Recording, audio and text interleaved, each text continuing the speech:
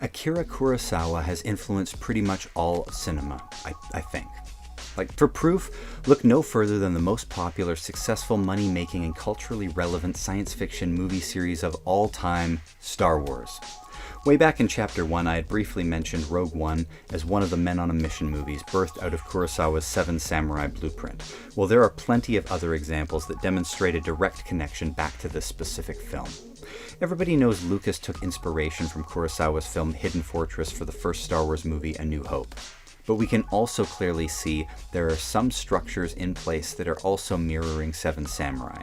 The rebels are a smaller force against a galactic empire of bad guys, and when you think about the construction of the cast, the farm boy Luke meeting his master Obi-Wan Kenobi, bringing the two droids, then finding Han Solo and Chewbacca and Mos Eisley before adding their seventh member, the rescued Princess Leia. Another group of 7, similar to the original Seven Samurai.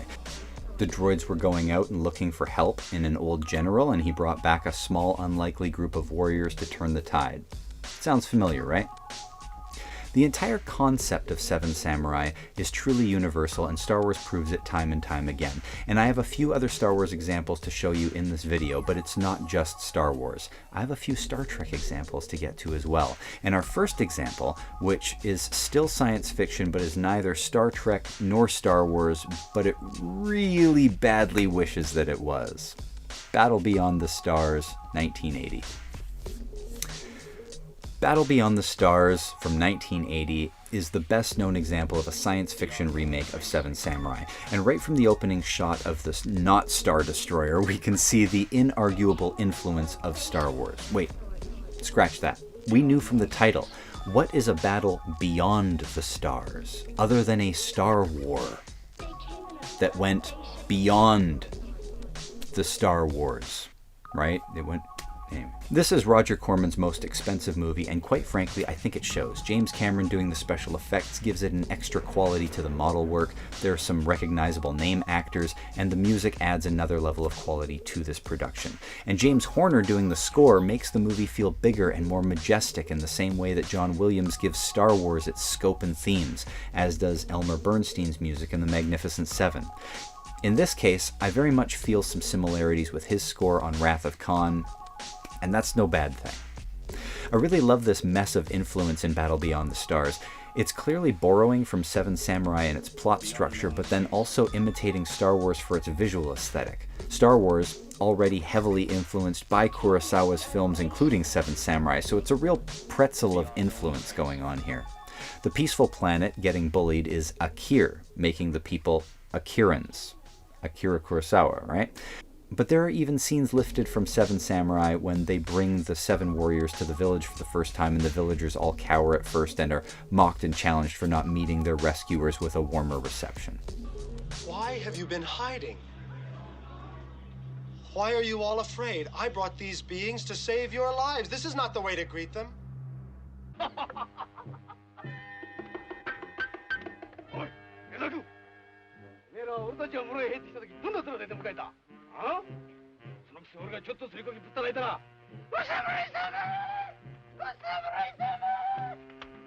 The footage from this movie gets reused in tons of movies. Space Raiders, Star Slammers, Droid Gunner, Not of This Earth, Star Quest 2, and Dead Space, and most being Roger Corman movies.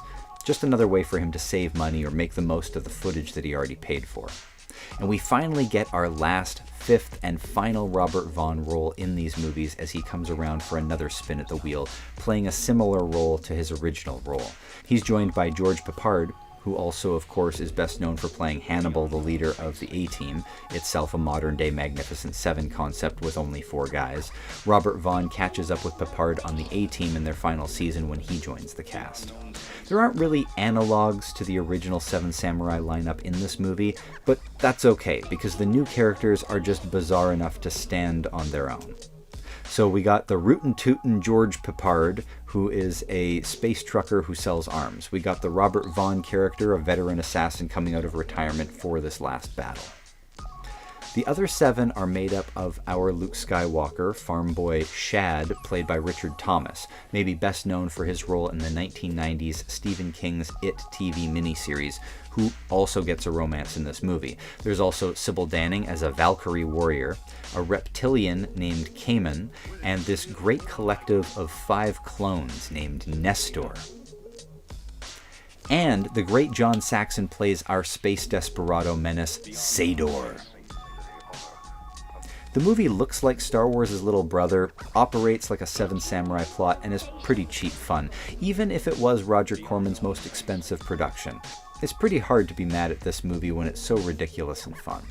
As I mentioned earlier, Star Wars is filled to the brim with tributes to Akira Kurosawa. Anything from the many lifts that A New Hope takes from Hidden Fortress or their homage to Yojimbo in the Star Wars Vision shorts. But today I want to offer just 2 examples of direct nods to Seven Samurai plot in the Star Wars universe. Star Wars The Clone Wars Season 2, Episode 17, Bounty Hunters. In Episode 17 of Season 2 of Clone Wars, Obi-Wan and crew drop into a Seven Samurai plot already in progress. Pirates are exploiting a farming village for their MacGuffium and have already hired bounty hunters to help them defend their crop. Once Anakin, Obi-Wan, and Ahsoka join them, we get this line. We are farmers, not warriors. Even with the bounty hunters' help, I had feared the worst. Now that there are 7 of you. The episode is an obvious loving homage, and if it wasn't obvious, they literally put up a dedication to Kurosawa at the start of the episode. Our second example is even more recent. The Mandalorian Season 1, Episode 4, Sanctuary. So again, our hero drops into the plot already in progress, farmers are being harassed by pirate raiders, and the Mandalorian teams up with another mercenary to stop them and defend the village. In many of these adaptations of the story, there's a twist or some kind of final hurdle or insurmountable weapon they need to disable. Like in the 2016 Antoine Fuqua version, there's a Gatling gun and they have to charge it. You gotta go watch it. Here we get the reveal of a giant AT-ST. That's the 2-legged walkers that we saw in Return of the Jedi in the Battle of Endor against the Ewoks.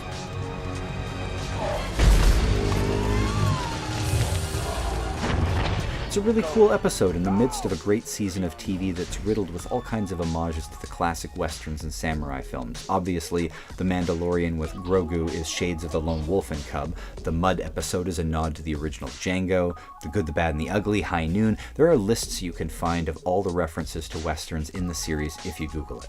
Okay, now it's easy to see and understand the connection or influence of Kurosawa on Star Wars. Lucas was a big fan, and he lifted big plot ideas and the aesthetics of cool, the aesthetics of samurais into Jedi, etc. But Star Trek is more of a stretch. I don't think there's any direct link between Star Trek and Akira Kurosawa, and yet, nevertheless, I have 2 examples for you. The first is from Star Trek Deep Space Nine, an episode called The Magnificent Ferengi. It's probably worth noting that while Star Trek doesn't share much in common with samurai movies, the formula for Star Trek Deep Space Nine is basically a Western. The promenade was basically like a Western town. The simile is pretty easy. We had the doctor's office, we had the sheriff's office in the security office, and we had the town saloon in Quark's bar. So Quark's mom is kidnapped, and he puts together a dirty half-dozen team of Ferengi to get her back. The episode comes midway through the 6th season, where there's a war going on, and most of the stories are more serious in tone and darker. This, in comparison, is mostly comedy, and we still get the assembling of the team scenes. How big is the team? Right now?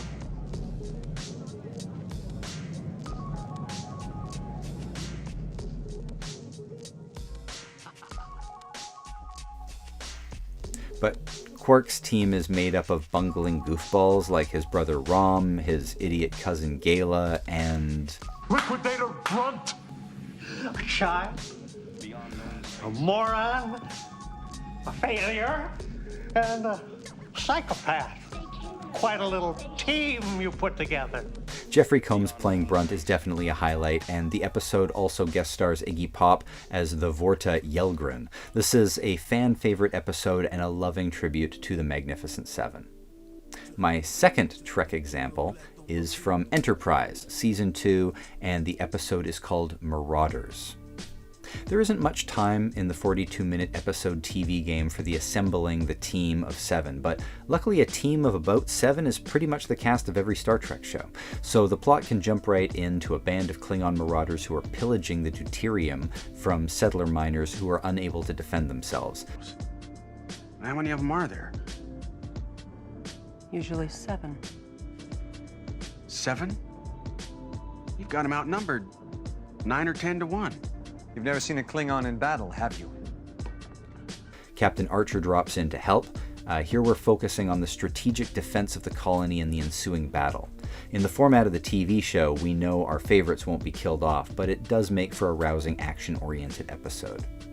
Being an ongoing series, it's easy to forego the assembling of the team because everybody knows the crew. Archer's our leader, Trip is his old friend, Travis is the young farmer or settler, another Western conceit worked into Star Trek. Considering how ubiquitous the story is and how many episodes of Star Trek there have been, it's a little surprising that there weren't more. Okay, let's do one more Trek-type homage. I think you'll understand. It's not Star Trek, but it's obviously also Star Trek. Galaxy Quest, 1999. See what I mean? It's Trek, but not really. It's basically the Three Amigos. I mean, let's just keep it a buck. It's the Three Amigos in space. Do you know where Star Trek came from? It came from Voyage to the Bottom of the Sea. It's like Irwin Allen. Irwin Allen was God. Irwin Allen did everything. Somebody saw Voyage to the Bottom of the Sea and said, let's take the water out and put the sub up in the sky, and that's Star Trek. That's Star Trek. It's a big ripoff. I know I can be picky about this stuff sometimes, but honestly, while Galaxy Quest is genius, okay, and has an added layer of parody being the cast relationship of the Star Trek actors with each other and the fandom, it's still the Three Amigos in space. This is a plot copycat. Sir, I understand this is a terrible breach in protocol, Yeah, but should have come to my house. please, I beg you to hear our plea. We are Thermians from the Klaatu Nebula. Our people are being systematically hunted and slaughtered by Rathasaurus Fatukri. Please, Commander, you are our last hope. The weak aliens being terrorized by the mean aliens receive transmissions of the Galaxy Quest TV show and think they are real heroes. The actors are under the impression that this is just another fan film. It's the exact same conceit. I never realized that before making this video.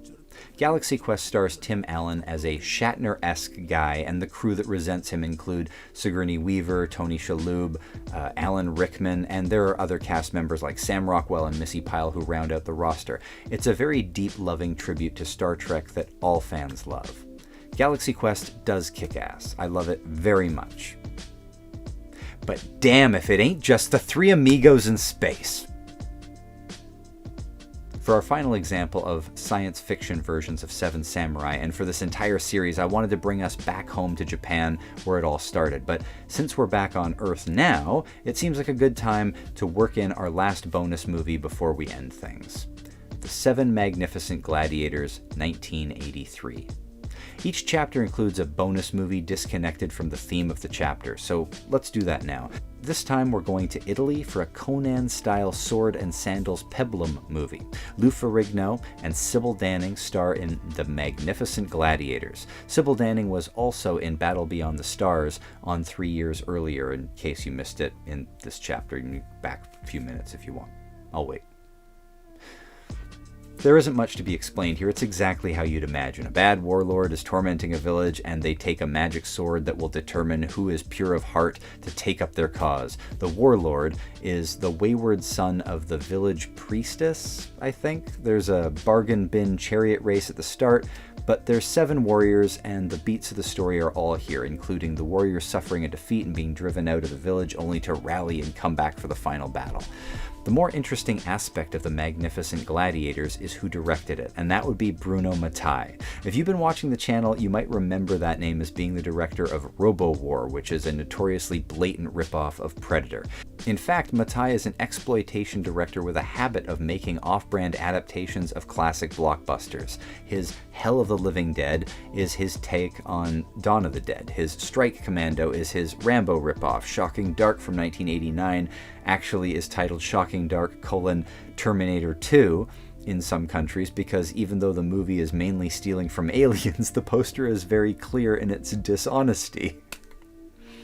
So now the 7 Magnificent Gladiators makes perfect sense as to what it is and why it exists. The Italian film industry was well worn with sword and sandal pictures, and applying the 7 Samurai plot structure is a no-brainer. Now back to our regular sci-fi program, one last example to end our series.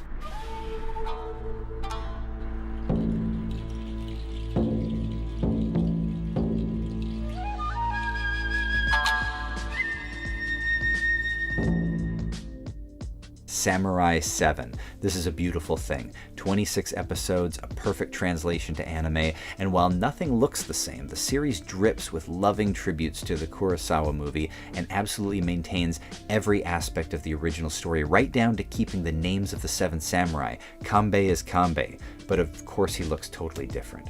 The series even starts naming the episodes after the roles the 7 take. Kanbei in episode 1 is the master, while Katsushiro in episode 2 is the pupil. Unlike the variations in the many Magnificent Sevens or other versions we've covered with Samurai 7, the homage is direct and tightly adhering to the Kurosawa classic. But with the added runtime of a 26-episode series, we get to take our time establishing all the characters. When there are so many, a few can easily fall between the cracks, just to be economic with the amount of time. Executive producer Shoji Murahama said of the choice to make it in animation, quote, "It would take a lot of courage and grace to do a live-action remake. If someone decided to, it would require lots of money and talent, and even then there's little chance of really capturing what made the original a masterpiece. I figured it might be possible to pull it off in animation," end quote. The entire world of Samurai 7 is different. This is a steampunk feudal Japan, giving it a ninja scroll or Afro samurai vibe. So while Kikuchiyo, the Toshiro Mifune character, has the same name and basic backstory of being a farmer and wanting to ascend to the class of samurai, in Samurai 7 he's put himself into a cyborg exosuit in his attempt. Still, the basic plot elements are here. Murahama says, "The plot is essentially about protecting a farming village, and that basic setting can't be changed. Even if giant robots are doing the fighting, the battlefield still has to be that village," end quote. One of the differences in this series, and a first, I think, for this formula, is the expansion of Kyuzo, the rival samurai to Kanbei the leader. He's there as an enemy to Kanbei while still being on his team. Kyuzo was pretty underdeveloped in the original movie, where his primary characteristic is his dedication to his swordsmanship. We get that here with an added mystery of rivalry with Kanbei, which holds for the entire 26 episodes.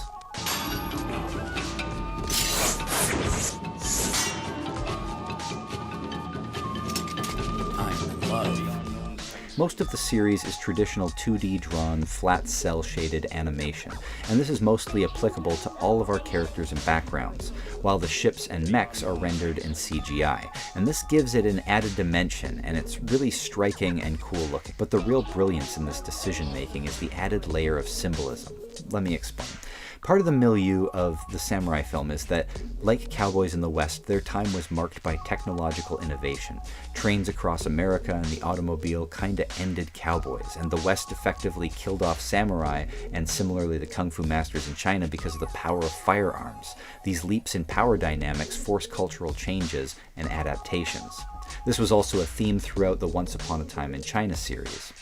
In Samurai 7, many samurai integrated themselves with the giant mechs, putting their souls or minds into them. Our hero samurai are mostly human, but all traditionally rendered, symbolically and literally pitting them against each other on screen, and it's pretty slick. The entire production is pretty slick. The first 2/3 of the episodes tell a pretty familiar pattern of events all the way through to the big battle of the village against the bandits, but then the last 6 episodes becomes an almost sequel or extended ending where the Emperor had his clones get involved. Yeah, clones! So there really is much to enjoy from this version that pushes it out of mere repetition and gives us new stuff too. Can I also say that the deaths are felt? There are plenty of versions that we've covered here where I wasn't invested enough in the characters to really care all that much when they die, but you do in the good ones. In episode 4, they do the trick of inviting in a samurai and then ambushing him to test his skill. Thanks.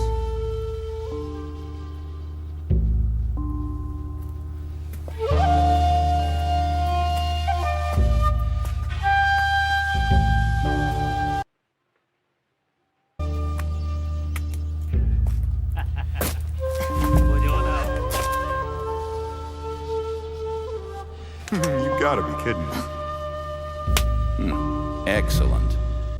In episode 8, Rikichi admits that they took his wife, mirroring the original movie as well. To protect the village, my wife threw herself to the bandits. I couldn't convince her not to go. It's pretty cool to see how much that this anime can change so much from the original film, and the additional plot lines to fill out so many episodes, the entire visual palette being animated, and the sci-fi steampunk mecha aesthetic and genre shifting. And at the same time, Samurai 7 is maybe the closest to the original film, both actually being Japanese creations, so culturally there could be similarities other genres would naturally have to change, but also in many of the scenes and the characters, names, personalities, there's a lot of attention given to the source material here. Okay, we're at the end now, and as promised, it's time to wrap things up. Even though we didn't even mention A Bug's Life, which is another nod to Kurosawa, there's an entire pantheon of international films that homage Seven Samurai. Shams El-Azanti in 1991 is Egyptian, Diki Vostok in 1993 is Russian, Yedi Belelar, I can't even say it, in 1970 is Turkish. It's timeless, it's eternal, and we are likely to never see the end of new versions. Like, people are telling me as I finish writing this that Zack Snyder's Rebel Moon is another version of the story. But we're taking a break from all streaming services at our house right now, and I don't care for Zack Snyder's that much, to be honest, so I'm going to give myself a pass on this one, and I'll get to it at some point, but maybe another time.